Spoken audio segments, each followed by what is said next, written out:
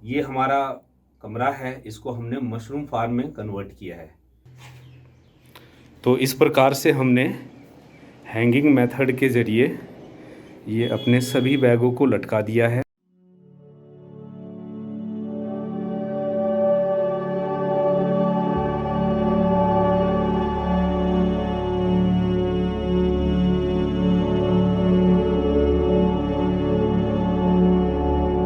नमस्कार दोस्तों, मैं आप सभी दर्शकों का अपने इस चैनल नेचर न्यूट्रिशनल में स्वागत करता हूं।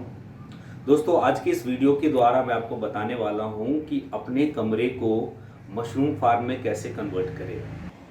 दोस्तों, अगर आप सीजनल मशरूम फार्मिंग करने जा रहे हैं और आपने सोचा है कि अपने ही घर से इस काम को शुरू करने वाले हैं, तो मैं आपको बताना चाहता हूं कि अपने कमरे को मशरूम फार्मिंग के लिए किस तरह से तैयार करें, किन किन बातों का ख्याल रखना चाहिए, और मैं आपको ये भी बताऊंगा कि हमने अपने घर को कैसे मशरूम फार्म में डिज़ाइन किया है। मैं आपको ले चलकर अपने फार्म के अंदर ले चलकर मैं आपको डिटेल में दिखाऊंगा। तो दोस्तों, जैसा कि आप देख रहे हैं, ये हमारा कमरा है, इसको हमने मशरूम फार्म में कन्वर्ट किया है। बेसिकली ये कमरा नहीं है, ये एक दुकान है। पीछे आप देख सकते हैं, यहाँ पर शटर है जिसको हमने कवर कर दिया है। इस दुकान का जो साइज़ है वो 10 बाई 12 है। तो दोस्तों, जैसा कि आप देख रहे हैं, हमने यहाँ पर बटन मशरूम लगा रखा है। जैसा कि आप देख रहे हैं, हमारे रैक के साइज़ छोटे हैं क्योंकि हमने इसको डिज़ाइन किया था ऑयस्टर मशरूम के लिए। और अभी क्योंकि बटन मशरूम का सीज़न है तो हमने बटन मशरूम के बैग लगा रखे हैं। ऑयस्टर मशरूम भी लगाया हुआ है, वो दूसरे कमरे में है, हैंगिंग मेथड से कर रहे हैं। हम आपको थोड़ी देर में वहाँ भी ले चलेंगे। तो इस तरह से बटन मशरूम के लिए हमने यहाँ स्पेस बना दिया है। तो दोस्तों, जैसा कि आप देख पा रहे हैं, हमने इस प्लांट में 2 रैक के बीच में इतनी दूरी छोड़ी हुई है कि कोई भी आदमी आराम से चल फिर सके। इनफैक्ट 2 आदमी एक साथ चल सकते हैं। ये ज़रूरी है क्योंकि आप चाहे ऑयस्टर लगाएं चाहे बटन मशरूम लगाएं, दोनों तरफ आप काम कर सकें, किसी तरह की कोई असुविधा ना हो।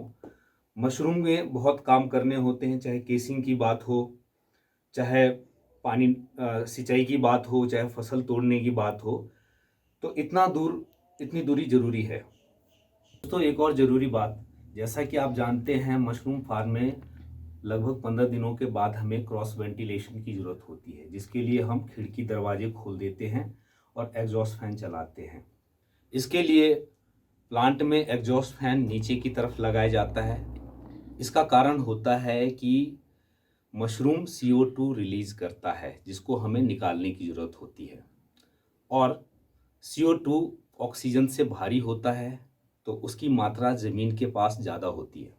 तो आइए हमने इस प्लांट में एग्जॉस्ट फैन को कैसे मैनेज किया है वो आपको दिखा देते हैं। दोस्तों, यहाँ पर एक एग्जॉस्ट फैन है जिसको हमने अभी कवर किया हुआ है।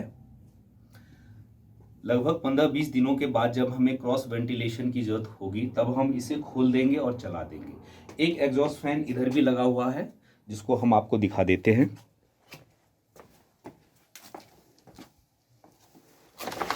यहाँ आप देख सकते हैं कि हमने यहाँ पर एक और एग्जॉस्ट फैन लगा रखा है, ये ज़मीन के पास है।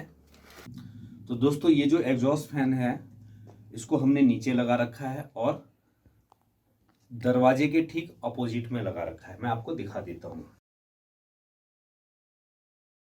ये दरवाज़ा है, ज़रूरत पड़ने पर हम इसे खोल देते हैं और उधर से एग्जॉस्ट फैन चल जाता है। दोस्तों, आपने देखा कि हमने इस कमरे को मशरूम फार्म के लिए कैसे डिज़ाइन किया है। अब हम आपको ले चलते हैं दूसरे कमरे में जहाँ पर हमने ऑयस्टर मशरूम लगा रखा है। दोस्तों, ये हमारा दूसरा कमरा है जिसको हमने ऑयस्टर मशरूम के लिए डिज़ाइन किया है। आइए हम आपको दिखाते हैं। दोस्तों, ये हमारा ऑयस्टर के लिए डिज़ाइन किया हुआ प्लांट है। इसमें हम हैंगिंग मेथड से ऑयस्टर कर रहे हैं। आप पहले ऊपर देख लीजिए कि हमने बैम्बू को किस तरीके से फिट किया है सीलिंग में। और ये जो आप रस्सी देख रहे हैं, ये रस्सी आपको बाजार में मिल जाएगा सस्ते दामों पर। आपको 4 फोल्ड में इसे बांस के साथ लटकाना है और नीचे से ऐसे गांठ मार लेना है। अगर आपने इस तरह से रस्सी लटका दिया है तो आपको हर रस्सी में थोड़ी थोड़ी दूरी पर इस तरीके से पतली रस्सी का एक प्लेटफॉर्म तैयार करना पड़ेगा। एक नीचे, एक ऊपर और इसके ऊपर भी। इस तरह से आप हर हैंगिंग में लगभग 4 बैग लटका सकते हैं। तो इस प्रकार से हमने हैंगिंग मेथड के ज़रिए ये अपने सभी बैगों को लटका दिया है। तो इस प्रकार से हमने हैंगिंग मेथड के ज़रिए ये अपने सभी बैगों को लटका दिया है और सभी बैग के बीच में 1-1 फुट का गैप छोड़ा है, ताकि जब फ्रूटिंग होगी, फसल निकलेगी तो वो आपस में टकराए नहीं और हमें फसल को तोड़ने में भी आसानी रहे। तो दोस्तों, ये जो हैंगिंग का मेथड है ये ऑयस्टर मशरूम के लिए सबसे कारगर है। इसके तरीके से आप कम जगह पर छोटे कमरे में भी ज़्यादा से ज़्यादा बैग लगा सकते हैं। जैसा कि मैं आपको बता दूं, इस कमरे का साइज है 10 बाई 8, यानी 8 बाई 10 का ये कमरा है। कम जगह है पर फिर भी इस कमरे की क्षमता लगभग 88 बैग की है। और जहाँ तक वेंटिलेशन की बात है तो मेरे पीछे दरवाज़ा है, एक ये खिड़की है और ठीक मेरे सामने एक और खिड़की है जिसको हम खोल देते हैं और ज़रूरत पड़ने पर हम पंखा भी चला देते हैं, तो इसको अच्छा क्रॉस वेंटिलेशन हो जाता है। तो दोस्तों, ये था हमारा वीडियो। आपको कैसा लगा कमेंट करके ज़रूर बताइए।